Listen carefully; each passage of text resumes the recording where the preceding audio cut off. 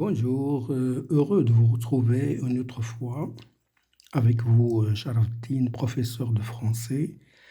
Aujourd'hui, dans cette vidéo, on va essayer de définir ce que ça veut dire un texte argumentatif, comment l'identifier, comment l'analyser, quelle est sa fonction, etc. Alors, n'oubliez pas l'abonnement, la clochette et le like si la vidéo vous plaît. Alors, le texte argumentatif, alors argumenter, c'est apporter des preuves à l'appui de ses idées de façon à les faire admettre. L'argumentation met donc en jeu des moyens de persuasion. Les connaître et savoir les analyser permet d'identifier, d'analyser et de comprendre un texte argumentatif. Alors, identification. Comment identifier un texte argumentatif? Donc, on reconnaît un texte argumentatif à certaines caractéristiques. C'est un texte qui expose ou confronte un ou plusieurs points de vue. Par exemple, D'Alembert développe l'idée de l'utilité des métiers manuels. Il met en cause les prises de position d'un auteur qui fait savoir quel est son point de vue et ce qu'il réfute. Il est souvent à la première personne du singulier ou du pluriel. Cherchant à convaincre, il met en œuvre différents procédés stylistiques, images, interpellations, questions oratoires. Il est construit sur deux éléments importants, les arguments et les exemples. Les premiers sont des idées, les secondes des illustrations concrètes. Sa structure est soulignée par la disposition en paragraphes et par la présence de liens logiques. Alors, exemple de lien logique qui exprime la succession et aussi également nôtre d'autre part. Ici, vous avez des liens de cause, car, par conséquent,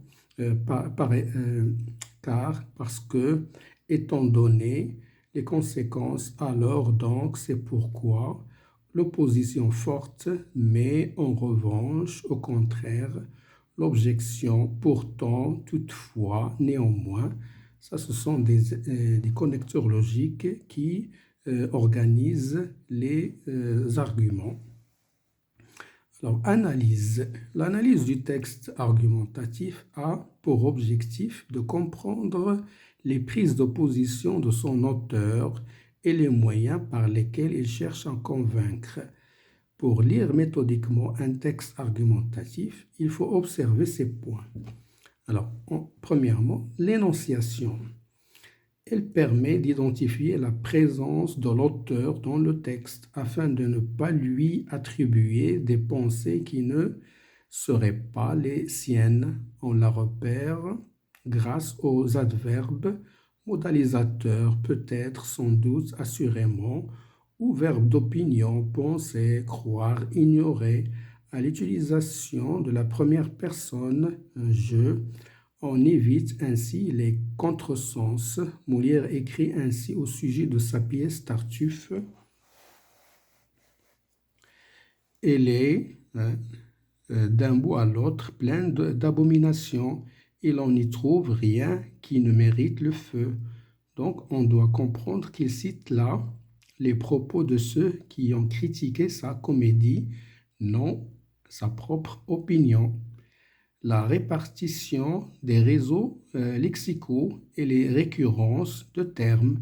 On distingue dans le texte le champ lexical de la dépendance et de l'infériorité, puis celui de l'utilité et du mérite. On comprend ainsi que D'Alembert oppose l'idée que l'on se fait des métiers manuels à ce qu'ils sont en réalité. La structure en paragraphe.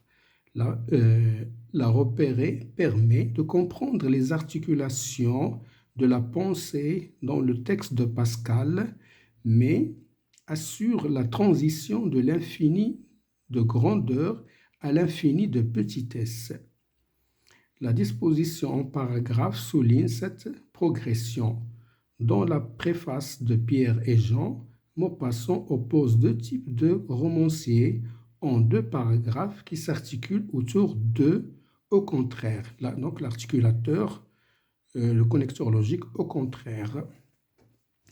Les différentes sortes d'appels à l'interlocuteur. Ce sont des jalons importants du texte argumentatif.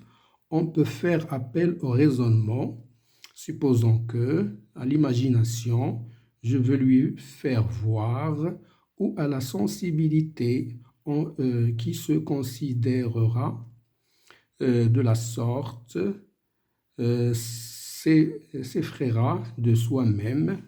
Ce sont des exemples. Alors, les fonctions du texte argumentatif. Convaincre et persuader. Donc, le texte argumentatif vise à convaincre et à persuader. Convaincre, c'est amener le lecteur à reconnaître la justesse d'une idée en s'adressant à sa raison, de manière logique, par des preuves organisées de façon irréfutable. On utilise pour cela des arguments et des exemples. Persuader, c'est s'adresser aussi au sentiment du lecteur. On utilise alors des modalités propres à l'émouvoir, à le séduire, des impératifs, prenez-y garde, des interrogations, devient que cet homme, des images troublantes, c'est une sphère infinie dont le centre est partout, la circonférence nulle part, des images. Alors, s'opposer, on rejette des opinions avec lesquelles on n'est pas d'accord, en apportant la contradiction. Les arguments et les exemples servent alors à prouver la faiblesse ou la fausseté de l'idée que l'on conteste.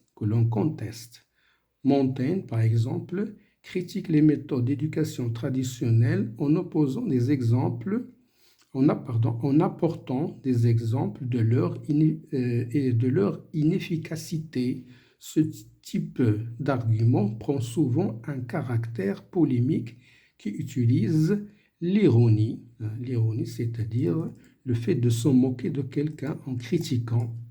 Voilà, c'est ça ce que ça veut dire un texte argumentatif. Merci de votre attention. N'oubliez pas l'abonnement, la clochette et le like. Merci.